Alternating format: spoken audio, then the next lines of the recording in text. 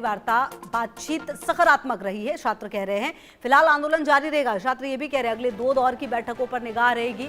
झारखंड में JPSC JSSC भर्ती परीक्षाओं को लेकर पिछले कई दिनों से जारी छात्र आंदोलन के बीच आज सरकार और आंदोलनकारी छात्रों के बीच पहली औपचारिक वार्ता हुई। रांची के स्टेट गेस्ट हाउस में हुई इस बैठक को आंदोलन के बीच संवाद की दिशा में पहला बड़ा कदम माना जा रहा है। हालांकि बातचीत के बाद छात्रों ने साफ कहा माहौल सकारात्मक रहा, लेकिन अभी किसी भी मांग पर अंतिम फैसला नहीं हुआ है। बैठक में छात्र प्रतिनिधियों ने सबसे प्रमुख मांग 14वीं जेपीएससी प्रारंभिक परीक्षा को रद्द करने की मांग उठाई। इसके साथ ही जेपीएससी और जेएसएससी में संस्थागत सुधार, टीडीपीएल एजेंसी के जरिए आयोजित परीक्षाओं और नियुक्तियों की निष्पक्ष जांच, भर्ती परीक्षा में पारदर्शिता और समयबद्ध परीक्षा कैलेंडर जारी करने की मांग भी सरकार के सामने रखी गई है। छात्र नेताओं का कहना है भर्ती परीक्षाओं में कथित अनियमितताओं का सीधा असर हजारों युवाओं के भविष्य पर पड़ रहा है। इसलिए अब केवल आश्वासन नहीं बल्कि तय समय सीमा के साथ ठोस निर्णय की जरूरत है।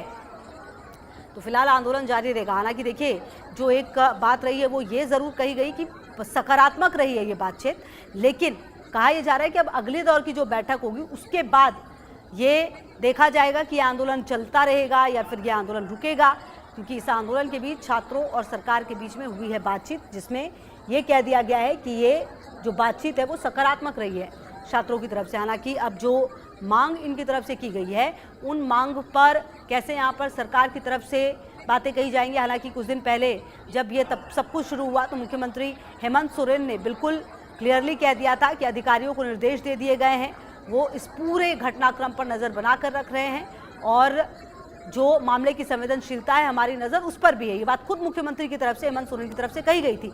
हालांकि अब तक जो इस पूरे घटनाक्रम में अगर आप देखें तो बातचीत जो हुई है वो हुई ज़रूर और छात्रों की तरफ से इनफैक्ट कहा यह भी जा रहा है कि ये सकारात्मक हुई, लेकिन अगर सकारात्मक हुई तो फिर भी आंदोलन क्यों जारी रहेगा, क्योंकि कहीं ना कहीं जो बातचीत हुई है उसमें जो इनकी मांग रखी गई है उन मांगों पर अभी फिलहाल कोई फैसला नहीं हुआ है। और यही वजह है कि फिलहाल ये कहा जा रहा है कि जो ये आंदोलन है वो जारी रहेगा। अगले दौर की जो बैठक है उस पर अब निगाहें टिकी रहेंगी। अगले दौर की जो बैठक है वो किस तरीके से होगी, कौन कौन उस बैठक में शामिल होंगे और क्या ये जो आंदोलन है वो खत्म किया जा सकेगा। क्योंकि अगर आप देखें तो इस पूरे घटनाक्रम में एक बात ये भी तय मानकर चलिए, क्योंकि झारखंड में जेएमएम की सरकार है, साथ में कांग्रेस है, तो ऐसे में सवाल क्योंकि कांग्रेस पर भी उठने लगे थे, सवाल समाजवादी पार्टी पर उठने लगे थे कि अगर दिल्ली के जंतर मंतर पर बच्चे हैं और वो प्रदर्शन कर रहे हैं और वो बैठे हुए, तो क्या जो झारखंड के रांची में बैठे हुए बच्चे हैं क्या वो बच्चे नहीं हैं, क्या उनकी मांग कोई मांग नहीं है। ये वो सवाल थे जो विपक्ष से लगातार किया जा रहा था और जगह जगह पर, चाहे कर्नाटक हो, पंजाब हो, जहां जहां पर भी बीजेपी सत्ता में नहीं है उन तमाम जगहों को लेकर भी सवाल उठाए जा रहे थे। खास करके झारखंड और रांची यहां पर लेकर इस तस्वीरों को लेकर भी सवाल उठाए गए। कहा यह गया कि बच्चों को राजनीति करने के लिए बांटा गया है, बच्चों को बांटा जा रहा है, बच्चों का भविष्य जो है वो खिलवाड़ जरूर किया जा रहा है।